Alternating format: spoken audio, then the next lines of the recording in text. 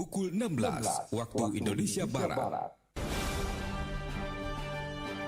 Informasi aktual dari wilayah Belaja Sumba, Bengkulu, Lampung, Jambi, Sungai Liat, dan Palembang kami rangkum dalam Warta Belaja Sumba.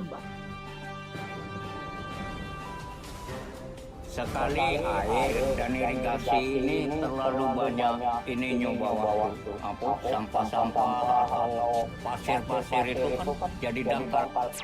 Hanya karena kondisi bangunan fisik yang di ini Kota Baru, sekolah permanennya baru 82%.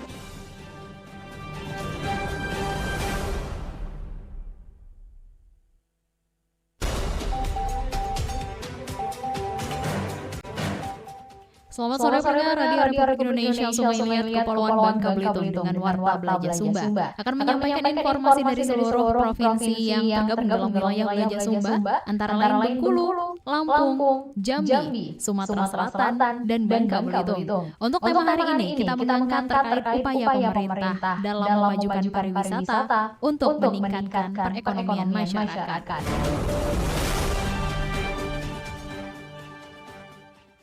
Inilah Warta Belaja Sumba selengkapnya Selasa 4 Agustus 2026 bersama saya Mutiara Okta.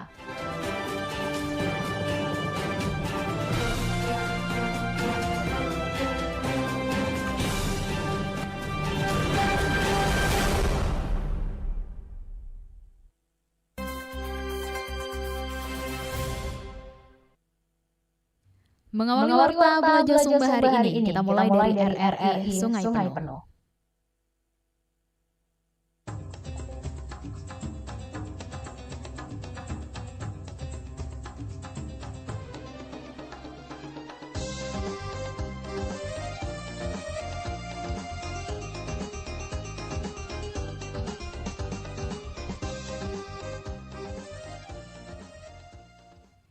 Tingkat PAD pemerintah Kabupaten Kerinci akan hidupkan kembali wisata air panas Sungai Medang. Laporan selengkapnya disampaikan oleh Asep Sanjaya, RRI Sungai Penuh. Pemerintah Kabupaten Kerinci berencana mengaktifkan kembali objek wisata kolam pemandian air panas yang berlokasi di Desa Sungai Medang, Kecamatan Air Hangat Timur, Kabupaten Kerinci, yang sebelumnya sempat terbengkalai. Bupati Kerinci Monadi mengatakan bahwa untuk menghidupkan kembali objek wisata air panas Sungai Medang perlu dilakukan pembenahan terutama pada sumber air panas yang saat ini sudah tidak ada lagi. Hal tersebut disebabkan oleh adanya pembangunan gedung di lokasi tersebut yang berdampak kepada hilangnya sumber air panas alami. Sementara itu, pembangunan fasilitas pendukung lainnya juga dinilai perlu dilakukan guna meningkatkan daya tarik bagi pengunjung. Dengan adanya perbaikan dan pengembangan tersebut diharapkan objek wisata ini dapat kembali diminati masyarakat serta mampu meningkatkan pendapatan asli daerah Kabupaten Kerinci. Itu ada potensinya, ada sumber ada air panas. Cuma saya cek di lokasi sumber itu yang kita gunakan itu sudah dibuat pembangunan ada satu kegiatan di pemerintah pusat itu sudah pembangunan. Cuman berarti kita harus membuat hal yang baru artinya tempat pemandian. Di samping itu, pemerintah Kabupaten Kerinci berharap proses revitalisasi dapat segera dilakukan secara bertahap dan berkelanjutan sehingga objek wisata di Kabupaten Kerinci dapat kembali berkembang dan menjadi tujuan wisata baik wisatawan lokal maupun mancanegara. Demikian Asep Sanjaya untuk Pro1 RRI terus mengudara untuk Indonesia. Selanjutnya dari RRI Sungai Penuh, kita beralih ke RRI Waikanan.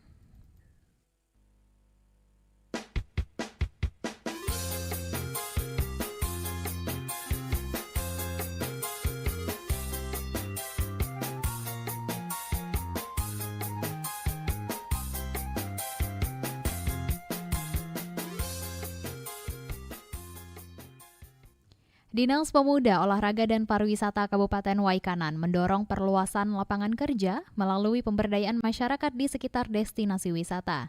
Upaya ini dilakukan dengan mengoptimalkan potensi kuliner, transportasi lokal hingga penyediaan homestay untuk meningkatkan ekonomi warga. Berikut laporan Rio Tanjung dari RRI Waikanan. Dinas Pemuda, Olahraga dan Pariwisata Kabupaten Waikanan mendorong peningkatan kesempatan kerja sektor pariwisata. Upaya tersebut dilakukan melalui pemberdayaan masyarakat sekitar destinasi wisata di Kabupaten Waikanan. Kepala Dinas Pemuda, Olahraga dan Pariwisata Kabupaten Waikanan, Taufik Hidayatno kepada RRI mengatakan peluang kerja terbuka sesuai kebutuhan wisatawan. Ia menjelaskan peluang usaha makanan dan minuman bagi masyarakat sekitar destinasi. Jika wisatawan membutuhkan konsumsi, masyarakat harus mampu menyediakan layanan tersebut. Selain itu, sektor transportasi juga membuka kesempatan kerja baru masyarakat. Beberapa lokasi memerlukan kendaraan roda 2 untuk mobilisasi wisatawan. Lanjutnya, penyediaan penginapan berbasis homestay juga menjadi peluang ekonomi masyarakat setempat. Rumah warga bisa dimanfaatkan menjadi homestay dengan fasilitas memadai bagi pengunjung. Fasilitas pendukung diperlukan untuk meningkatkan kenyamanan dan lama tinggal wisatawan. Kalau di sektor pariwisata sebenarnya tinggal melihat kondisi wisata masing-masing. Artinya masyarakat sudah kami arahkan supaya melihat apa sih yang menjadi kebutuhan para wisatawan yang datang. Misalnya kalau mereka perlu makanan atau minuman, ya masyarakat juga harus bisa, oh rupanya ini nih masih menyediakan itu. Kemudian juga terkait dengan transportasi, karena mungkin ada beberapa tempat kita yang memang nggak sampai kendaraan roda 4. Ini mesti dimobilisasi menggunakan kendaraan roda 2. Artinya masyarakat berpikir, oh kita ini perlu kendaraan. Nah, disitulah. Samping itu juga seperti penginapan, karena penginapan kita jarang jauh-jauh. Nah, harapannya masyarakat ini juga menyediakan penginapan berupa homestay. Jadi rumah masyarakat itu dijadikan tempat menginap, kemudian juga para pengunjung diberikan fasilitas yang cukup memadai, dari mereka bangun, kemudian dari tempat istirahat, kemudian dia makan disediakan, termasuk juga transportasi menuju tempat lokasi wisata, seperti itu. Lebih lanjut, pihaknya terus mengarahkan masyarakat memahami kebutuhan wisatawan secara langsung. Pendampingan dilakukan agar masyarakat mampu mengelola peluang ekonomi pariwisata. Upaya tersebut diharapkan membuka lapangan kerja dan meningkatkan kesejahteraan masyarakat daerah wisata. Pariwisata harus memberi manfaat ekonomi langsung bagi masyarakat. Dari Waikanan, Rio Tanjung melaporkan, RRI terus mengudara untuk Indonesia. Selanjutnya, pendengar, kita menuju ke RRI Palembang.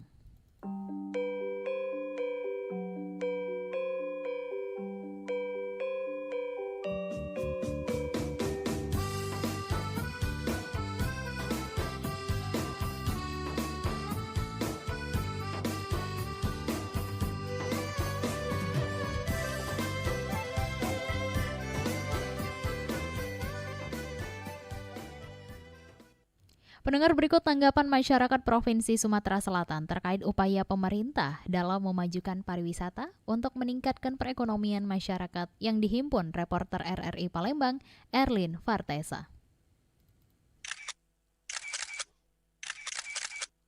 Iya, kalau menurut saya sih pariwisata yang berkembang itu bukan cuman ngebuat daerah lebih dikenal aja, tetapi juga bisa meningkatkan perekonomian masyarakat. Jadi semoga nih pemerintah bisa terus menjaga kebersihan, keamanan, dan akses menuju objek wisata sehingga wisatawan semakin tertarik untuk datang dan masyarakat bisa merasakan manfaatnya juga secara langsung. Terima kasih.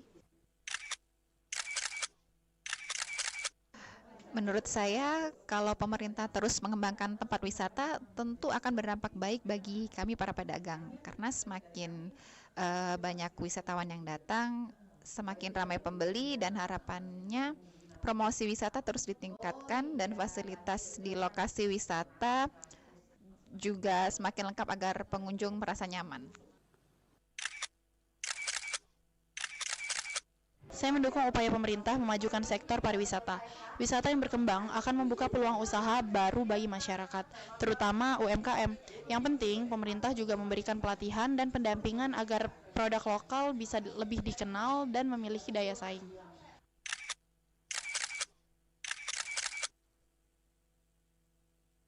Dari Palembang kita menuju ke RRI Bengkulu.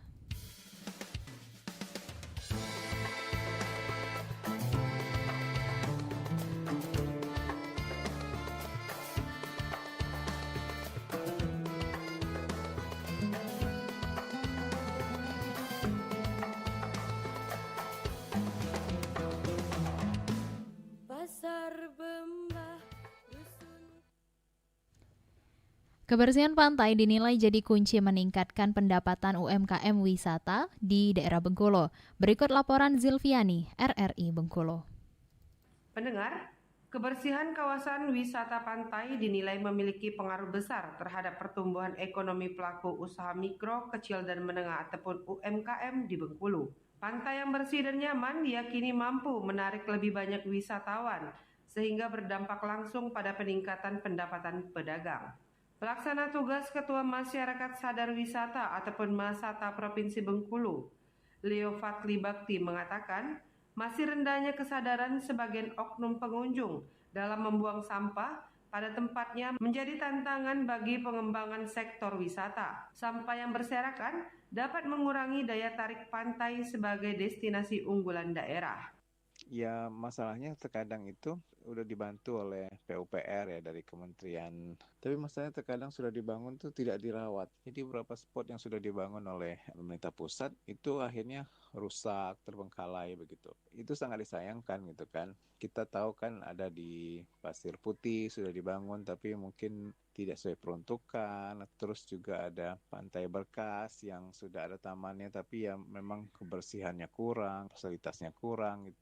Persoalan kebersihan tidak hanya berasal dari pengunjung, tetapi juga pada sebagian oknum pedagang yang belum menjaga area usahanya. Ia menilai tumpukan sampah, termasuk batok kelapa yang dibiarkan menumpuk, dapat menimbulkan kesan kurang nyaman bagi wisatawan sehingga berpotensi mengurangi minat mereka untuk kembali berkunjung. Selain faktor kesadaran, keterbatasan fasilitas, seperti minimnya tempat sampah dan belum optimalnya pengangkutan sampah turut menjadi penyebab kawasan pantai belum sepenuhnya bersih. Ia berharap pemerintah daerah terus meningkatkan sarana pendukung agar pelaku UMKM dapat melanjutkan usahanya di lingkungan yang lebih tertata. Leo juga mendorong pemerintah menerapkan aturan dan sanksi yang tegas terhadap siapapun yang membuang sampah sembarangan di kawasan pantai. Langkah tersebut penting untuk menjaga keberlanjutan sektor pariwisata sekaligus menciptakan iklim usaha yang kondusif bagi UMKM yang menggantungkan penghasilan dari kunjungan wisatawan. Zilpiani, RRI Bengkulu, melaporkan. RRI terus mengudara untuk Indonesia. Baik pendengar dari RRI Bengkulu, kita beralih ke RRI Belitung.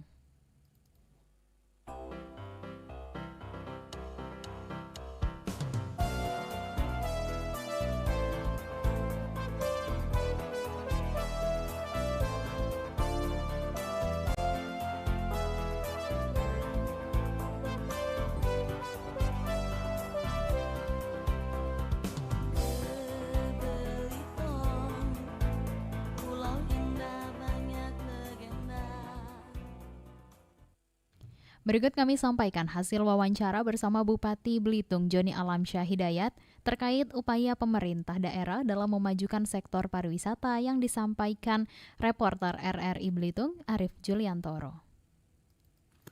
Pendengar, pemerintah Kabupaten Belitung terus berupaya memperkuat sektor pariwisata melalui proses revalidasi UNESCO Global Geopark Belitung. Tahapan ini menjadi penentu bagi Belitung untuk mempertahankan status Green Card yang selama ini menjadi pengakuan internasional terhadap kekayaan geologi, budaya, dan alam yang dimiliki.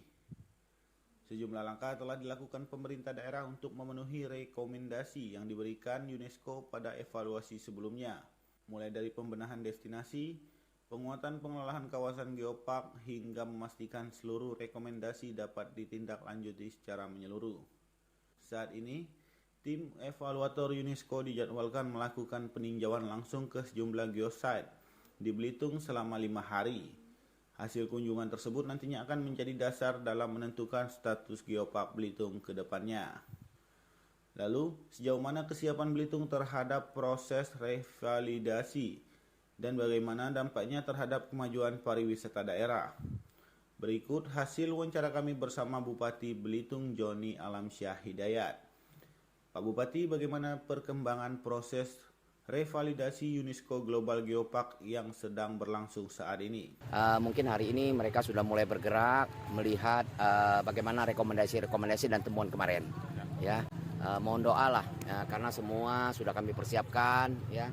Apa yang menjadi temuan dan apa yang menjadi rekomendasinya ya. Lalu apa saja upaya yang dilakukan pemerintah Kabupaten Belitung dalam memenuhi rekomendasi dari UNESCO?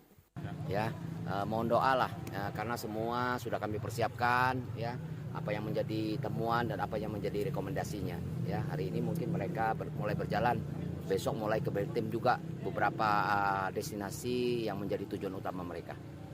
Selanjutnya, bagaimana kesiapan destinasi wisata Geopark Belitung dibandingkan saat evaluasi sebelumnya?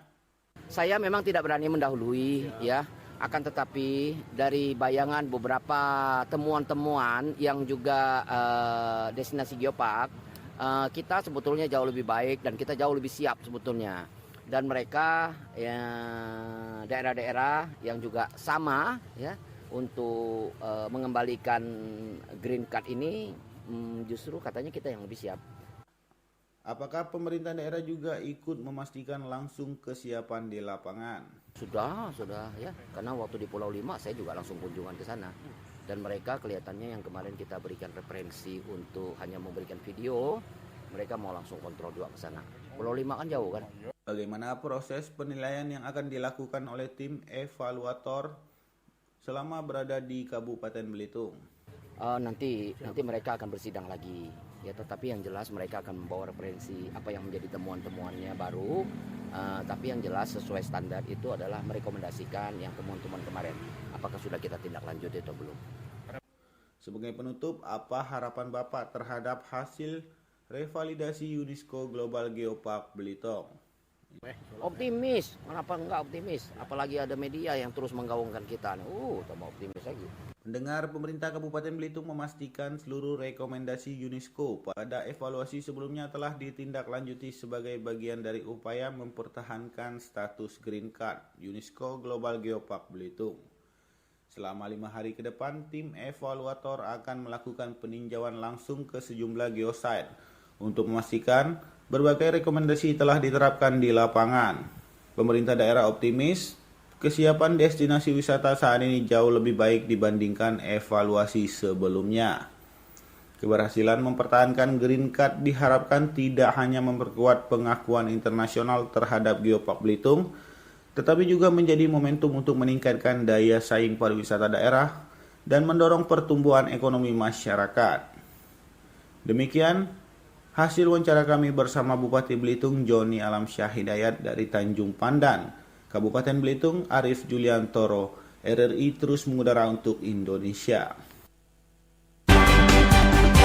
Anda masih mendengarkan Warta Belaja Sumba melalui Pro 1 RRI.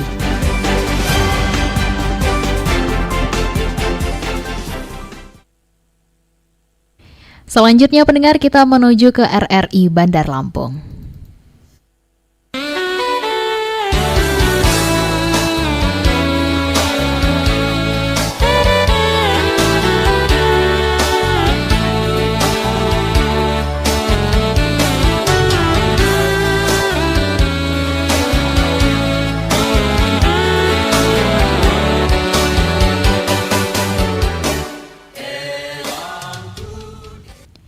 Sebanyak 29 guru honorer di Kota Metro Lampung meratapi nasib lantaran data kepegawaian mereka terhapus secara sepihak dari Sistem Data Pokok Pendidikan atau Dapodik Kementerian Pendidikan. Penghapusan data tanpa sosialisasi tersebut membuat puluhan pendidik non-ASN ini kehilangan status resmi, hak mengajar, hingga peluang sertifikasi. Selengkapnya disampaikan oleh reporter RRI Bandar Lampung, Palasta Sitepu. Januari 2026 itu kami sudah dirumahkan sekitar 29 orang ya. Itu terdiri dari guru. Sebanyak 29 guru honorer di Kota Metro Lampung harus meratapi nasib lantaran data diri terhapus dari Sistem Data Pokok Pendidikan atau Dapodik. Penghapusan nama dari database Kementerian Pendidikan berdampak langsung terhadap keberlanjutan profesi serta hak mengajar para pendidik non-ASN. Salah satu perwakilan guru honorer, Henny, mengatakan pemutusan data terjadi tanpa adanya pemberitahuan maupun sosialisasi terlebih dahulu dari dinas terkait. Menurutnya, kebijakan tersebut dinilai sangat merugikan mengingat para guru honorer telah memberikan dedikasi tinggi meski menerima honorium yang relatif minim. Dirinya menambahkan, hilangnya data Dapodik secara sepihak juga menghapus harapan para guru untuk dapat mengikuti seleksi pegawai pemerintah dengan perjanjian kerja atau P3K. Januari 2026 itu kami sudah dirumahkan sekitar 29 orang ya Mas. Itu terdiri dari guru dan tenaga kependidikan 29 data. Itu jadi bukan guru dan tenaga pendidikan. Dirumahkan waktu itu yang saya dengar katanya karena guru ini sudah tidak bisa digaji lagi dari dana BOS.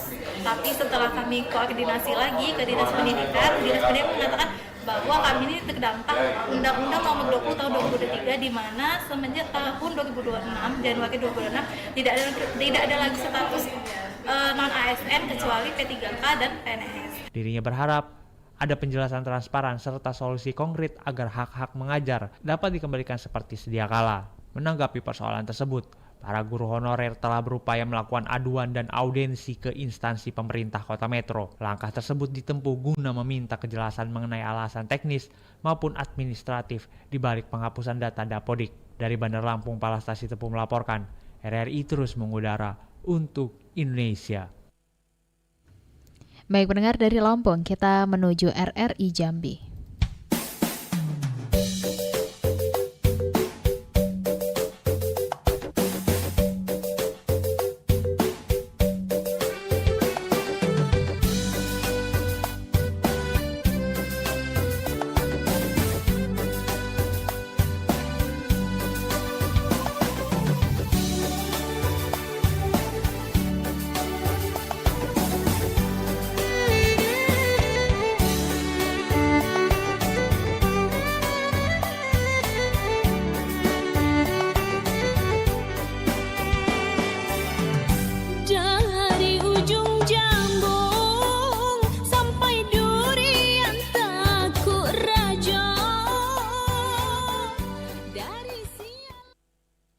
Dinas Kesehatan Provinsi Jambi menyebut anak sekolah menjadi sasaran strategis dalam pelaksanaan program cek kesehatan gratis. Laporan selengkapnya disampaikan Sri Wahyuni. Pemerintah Provinsi Jambi terus mengoptimalkan pelaksanaan program cek kesehatan gratis CKG dengan lebih menyasar kepada peserta didik di berbagai jenjang pendidikan. Kepala Bidang Pelayanan Kesehatan Dinas Kesehatan Provinsi Jambi, Dr. Dewi Lestari mengatakan, anak sekolah menjadi sasaran strategis karena lebih mudah dijangkau. Pelaksanaan pemeriksaan juga dilakukan langsung oleh petugas puskesmas di sekolah sehingga peserta tidak perlu datang ke fasilitas kesehatan. Ia menjelaskan Dinas Kesehatan bekerjasama dengan Kementerian Pendidikan serta Kementerian Agama untuk menjangkau sekolah umum, madrasah hingga pondok pesantren. Dengan peserta didik yang berkumpul di satu lokasi, layanan kesehatan dapat diberikan secara lebih efektif dibandingkan masyarakat umum yang memiliki mobilitas tinggi. Kalau untuk anak-anak, kenapa menjadi sasaran tertinggi saat ini? Karena mereka ada berkumpul di satu lokasi di sekolah. Jadi lebih mudah untuk mereka tidak mobile gitu, tidak terpencar-pencar. Mereka ada di satu tempat kan. Sehingga begitu kita datang, ya kita di tempat itulah sudah pasti sasaran kita ada gitu. Iya. Nah, tetapi beda dengan yang datang ini. Kalau yang datang ini kan berpencar-pencar dari segala penjuru kan. Kadang mereka sudah daftar, ternyata waktunya tidak memungkinkan karena berbenturan dengan kegiatan yang lain. Meski demikian, Dr. Dewi menegaskan tidak ada target khusus bagi kelompok anak sekolah. Target program cek kesehatan gratis di Provinsi Jambi adalah seluruh penduduk, mulai dari bayi baru lahir, anak-anak, usia produktif, hingga lanjut usia. Secara keseluruhan, pemerintah Provinsi Jambi menargetkan sekitar 3,7 juta penduduk memperoleh layanan cek kesehatan gratis sebagai upaya meningkatkan deteksi dini, berbagai penyakit, dan meningkatkan kualitas kesehatan masyarakat. Sri Wahyuni, Pro 1 RRI, terus mengudara untuk Indonesia. Dari RRI Jambi, kita menuju ke RRI Bintuhan.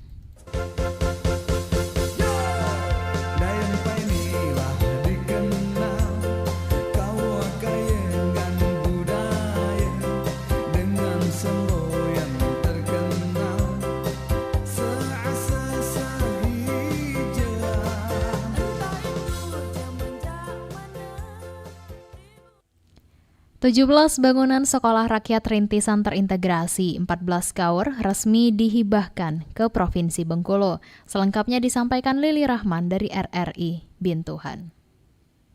Seluruh aset bangunan Sekolah Rakyat Rintisan terintegrasi 14 kaur yang berlokasi di Pondok Pusaka akan dihibahkan kepada pemerintah Provinsi Bengkulu. Pembahasan penyerahan aset hibah tersebut dibahas dalam rapat yang dipimpin langsung oleh Wakil Bupati Kaur Abdul Hamid. Wakil Bupati Kaur menjelaskan bahwa hibah ini merupakan tidak lanjut dari berakhirnya masa pinjam pakai gedung SMA Negeri 11 PKLK. Sebelumnya, gedung tersebut dimanfaatkan sebagai lokasi sementara penyelenggaraan Sekolah Rakyat Rintisan sembari menunggu rampungnya pembangunan Sekolah Rakyat Terintegrasi 1 Kabupaten Kaur. Abdul Hamid juga mengungkapkan bahwa selama masa pinjam pakai, Kementerian Sosial telah melakukan rehabilitasi terhadap bangunan SMA 11 PKLK. Selain itu, berbagai sarana pendukung turut dilengkapi termasuk peralatan operasional guna mendukung kelancaran kegiatan Sekolah Rakyat Rintisan. Hari ini kami diutus oleh Pak Bupati untuk membersama ini dan tadi sudah menyaksikan secara bersama-sama bahwa seluruh bangunan yang sudah direhab,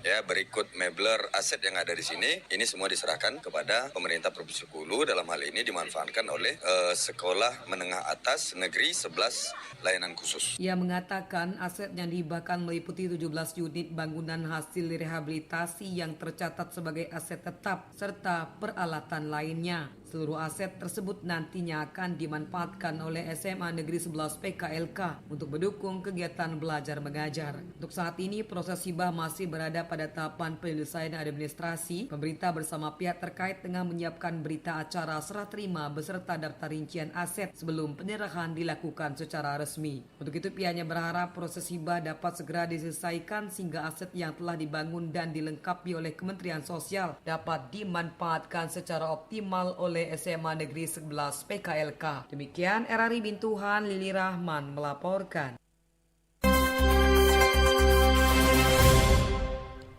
Dan benar, setelah kita dengarkan laporan dari reporter RRI Bintuhan tadi, maka berakhir juga untuk Warta Belajar Sumba hari ini bersama RRI Sungai Liat Kepulauan Bangka Belitung. Saya Mutiara Okta mewakili tim kerabat kerja yang bertugas mengucapkan terima kasih atas perhatian Anda dan sampai jumpa.